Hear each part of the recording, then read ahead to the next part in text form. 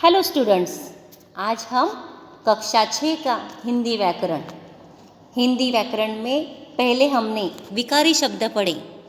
विकारी मीन्स जिस पर लिंग वचन कारक उसमें बदल होता है। तो आज हम अविकारी शब्द पढ़ने वाले हैं। अविकारी शब्दों को अव्यय भी कहते हैं। अव्यय का अर्थ है जो व्यय ना हो यानी जिसमें बदल न हो, ऐसे अविकारी शब्द जिनके रूप में लिंग वचन पुरुष कारक काल आदि की वजह से कोई परिवर्तन होता नहीं, उसे अव्यय शब्द कहते हैं। अव्यय हर स्थिति में अपने मूल रूप में रहते हैं और इनको अविकारी शब्द कहते हैं।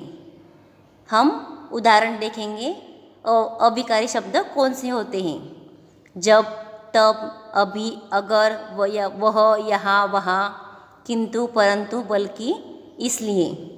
तो यहाँ पर वह यहाँ से चला गया, तो यहाँ ये शब्द ये अविकारी शब्द है। तो यहाँ पर लिंग वचन कारक ये बदल भी गया, यानी वह का वे भी हो गया, तो वो यहाँ शब्द वैसा का वैसा ही रहेगा। राजू की जगह अगर यहाँ पर सोना भी लिखा या राम भी लिखा तो प्रतिदिन शब्द बदलता नहीं, इसलिए इनको अविकारी शब्द कहते हैं। अविकारी के भेद हैं क्रिया विशेषण अव्यय, संबंध बोधक अव्यय, समुच्चय बोधक अव्यय और विस्मयादि बोधक अव्यय। ऐसे 4 प्रकार अविकारी शब्द के होते हैं। तो चलो हम आज का पाठ पढ़ते हैं, क्रिया विशेषण अव्यय। क्रिया विशेषण अव्यय एडवर्ब्स। तो हम उदाहरण देखेंगे कि नाना जी कहाँ बैठे हैं। तुम्हारे नाना जी वहाँ बैठे हैं। हम कब घूमने चलेंगे। हम कल घूमने चलेंगे। हम कल कैसे और कितने समय चलेंगे। यहाँ पर वाक्य में कहाँ, कब, कैसे, कितने ये शब्द वहाँ पर आपको सवाल पूछ रहे हैं कि कहाँ, कब, कैसे, कितने।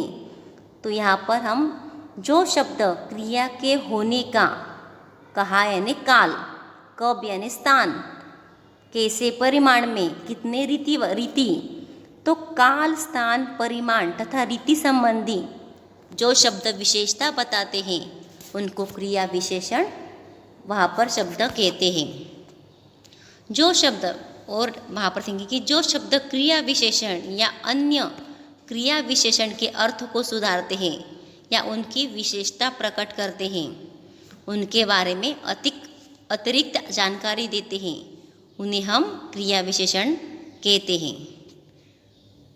तो जैसे आपने विशेषण यह पढ़ा था, हमने विकारी शब्द में विशेषण यह पाठ पढ़ा, तो वह विशेषण शब्द में हमने संज्ञा और सर्वनाम, विशेषण में संज्ञा और सर्वनाम की विशेषता बताते हैं। वैसे ही जो क्रिया विशेषण शब्द है वह क्रिया यानी वर्ब की वह विशेषता बताते हैं। यानी लता अच्छा गाती है, तो यहाँ पर गाती है यह क्रिया है।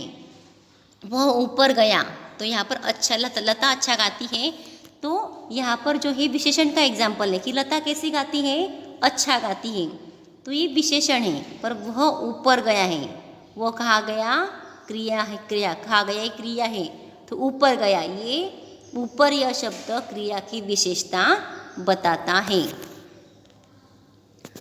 क्रिया विशेषण के 4 भेद होते हैं, उसके अर्थ के आधार पर, जिसका वैसा क्रिया विशेषण का जैसा अर्थ होता है उसके आधार पर क्रिया विशेषण के भेद स्थानवाचक क्रिया विशेषण, कालवाचक क्रिया विशेषण, परिमाणवाचक क्रिया विशेषण और रीतिवाचक क्रिया विशेषण। तो हम पढ़ते पहले कालवाचक क्रिया विशेषण। काल यानी क्या, समय। आपको समय के बारे में जिस क्रिया विशेषण में पता चलता है, यानी जिन शब्दों से क्रिया के घटित होने के समय का पता चले उसे कालवाचक क्रिया विशेषण कहते हैं। काल यानी आपको पता है समय किसी के लिए रुकता नहीं, तो कालवाचक में समय के बारे में शब्द दिए गए हैं। देखो हम देखते हैं शब्द कि आज, कल, परसों, पहले, पीछे, अब तक, अभी अभी, लगातार, बार बार, प्रतिदिन, अक्सर, बाद में, जब, तब, अभी, आज, कभी। ये सभी शब्द काल के यानी समय के बारे में आपको बताते हैं। तो कालवाचक विशेषण में हम उदाहरण लिखेंगे कि मोहन को परसों जयपुर जाना था, लेकिन वह आज जा रहा है। अभी इस शब्द में परसों और आज ये समय के बारे में यानी काल संबंधी की विशेषता बताती रही। वो कब जाने वाला था? परसों। जाना यानी क्रिया, जा रहा है वह भी क्रिया है, तो कब जा रहा है? आज। तो सभी ये बातें काल संबंधी यानी क्रिया के बारे में काल संबंधी विशेषता है। तो जो क्रिया समय के संबंधी विशेषता बताते हैं उन्हें कालवाचक क्रिया विशेषण कहते हैं। आज, कल, अभी हमने बताया सभी समय के बारे में बताने वाले शब्द। सबने ये शब्द अपनी नोटबुक में लिखने हैं। तो हम उदाहरण देखेंगे। ये उदाहरण जो भी मैंने आपको वीडियो में दिए हैं ये उदाहरण आपने अपने नोटबुक में लिखने हैं और उसमें वो कौन सी क्रिया विशेषण के हैं वह शब्द वह भी आपने नोट डाउन करना है।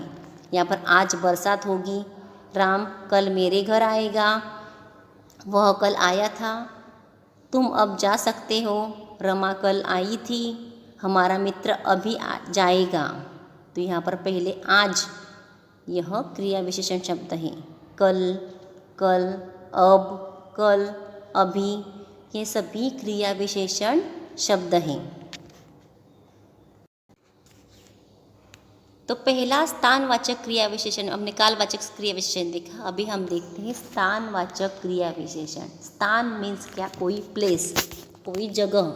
जगह के बारे में आपको जो शब्द क्रिया के घटित होने का स्थान का बोध कराते हैं, जो शब्द आपने सबने डिफिनेशन अच्छे से याद रखनी है कि स्थान में अपने प्लेस या जगह के बारे में शब्द दिए गए हैं, जैसे यहाँ, वहाँ, कहाँ, था, सामने, नीचे, ऊपर, आगे, भीतर, दूर, पास, अंदर। ये सभी शब्द जो है इधर उधर, ये सभी जो है अपने स्थान के बारे में, जगह के बारे में दिए गए हैं।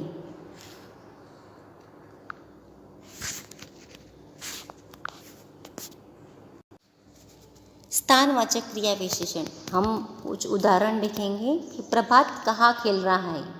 वह बाहर खेल रहा है।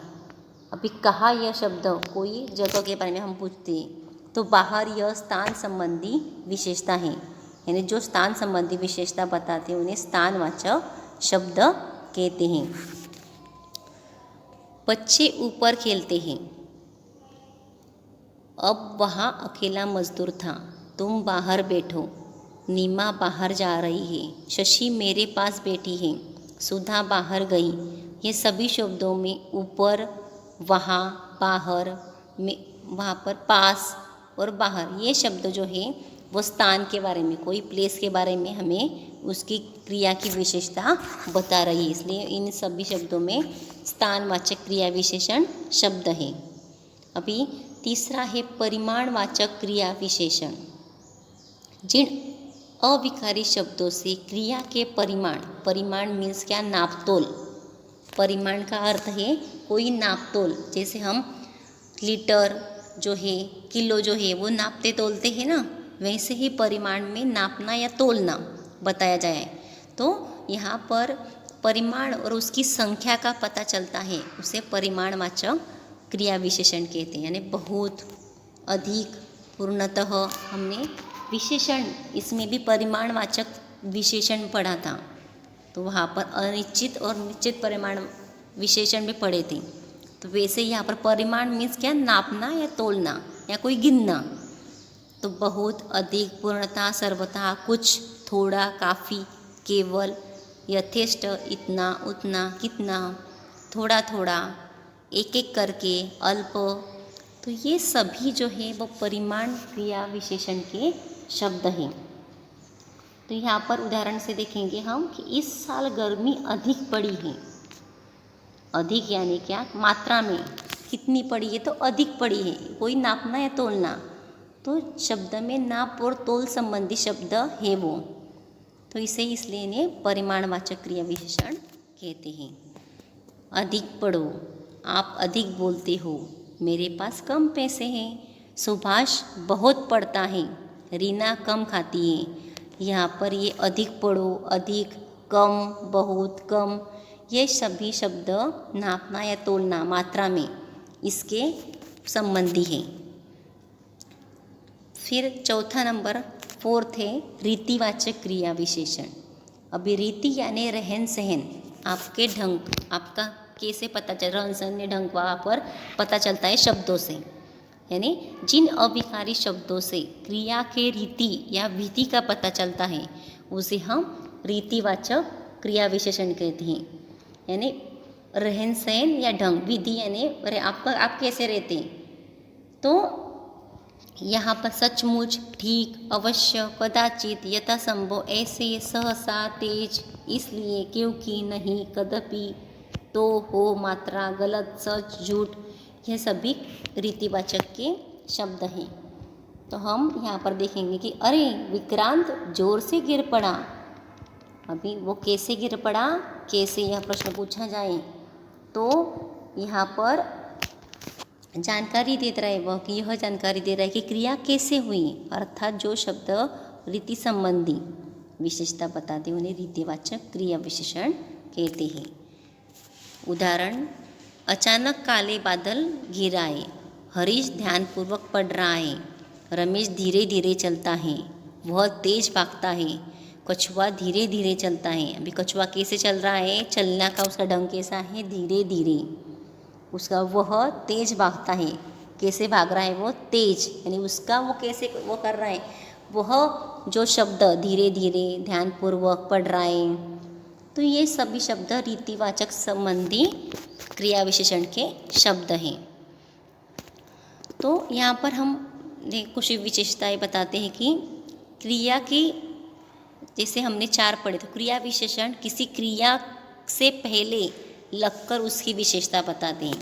क्रिया विशेषण शब्द में पहले क्रिया से यानी पहले विशेषण वह लगते हैं, और हमने पढ़ा कि क्रिया विशेषण में भी लिंग, वचन, काल आदि के जो आदि वहाँ पर बदल भी गए, लिंग वहाँ पर लड़के का लड़की भी हुआ तो कोई फर्क व बदल होता नहीं, वो सदैव एक समान ही रहते हैं।